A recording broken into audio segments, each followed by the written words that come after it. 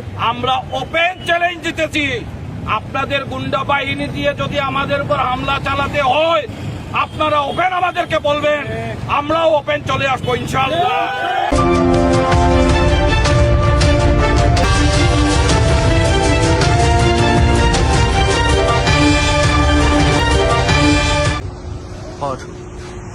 আসসালামু আলাইকুম। আমাদের কোনো নিরাপত্তা নাই। এই যে আপনারা দেখতে পাচ্ছেন, এই গাড়িটাতে হলো আমাদের একজন মহিলা সংসদ সদস্য ছিল, আমাদের মৃতদেহ ছিল, অন্য মহিলারা ছিল। ভাই সার্জিসের গাড়িতে একটু আগে হামলা হয়েছে, ছাত্রদল হামলা করেছে এবং সেখানে গাড়িগুলা ভাঙচুর করেছে। আমরা সেখানে রওনা দিচ্ছি। আমাকে তো হামলা করা হয়, তারা একটা জাস্টিফিকেশন দিয়েছে যে আমি কথা বলি নাকি, এই জন্য আমি আজকে থেকে আর কোনো কথা বলবো না, চুপ থাকবো। পুরো বাংলাদেশে দেখি ওনারা কতটুকু বাড়তে পারে, কতটুকু যাইতে পারে, আমরা সেই মাত্রাটা দেখবো।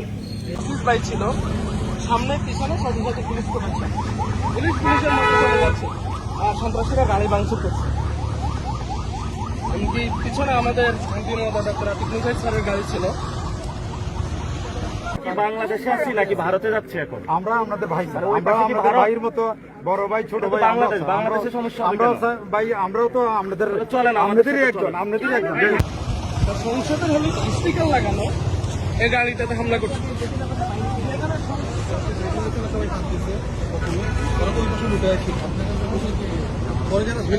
আমরা ওপেন চ্যালেঞ্জ দিতেছি, আপনাদের গুন্ডা বাহিনী দিয়ে যদি আমাদের উপর হামলা চালাতে হয় আপনারা ওপেন আমাদেরকে বলবেন, আমরাও ওপেন চলে আসবো ইনশাআল্লাহ। কিছু লাগবে না, আমরা একাই 100 ইনশাআল্লাহ। কারণ আমাদের দ্বারা এই বাংলাদেশ, নতুন বাংলাদেশ আপনারা সবাই পেয়েছেন। আজকে সবাই বুক ফুলিয়ে চলাফেরা করতে পারতেছেন। তাহলে কেন আপনারা আমাদেরকে এই প্রত্যেকটা প্রোগ্রামে প্রতিবন্ধকতার সৃষ্টি করতেছেন? আমি আইন শৃঙ্খলা বাহিনীর প্রত্যেককে বলতেছি, একবারে কিন্তু যায় দিন যায় আসে, বারবার মনে রাখবেন আপনারা যখন বর্তমান সরকারের নিকটে নিরপেক্ষতার কোনো পরিচয় গ্রহণ করতেছেন না, তখন বুঝে নিব আপনারা এই সরকারের বাধ্য হয়ে গেছেন, অনুগত হয়ে গেছেন। আপনারা সরকারকে ভালোবাসেন, দেশকে ভালোবাসেন না, দেশের মানুষকে ভালোবাসেন না। অন্য মহিলারা ছিল, সার্ভিস ভাই ছিল, সামনে পিছনে সাথে সাথে পুলিশ করেছে, পুলিশের মধ্যে চলে যাচ্ছে আর সন্ত্রাসীরা গাড়ি ভাঙচুর করছে।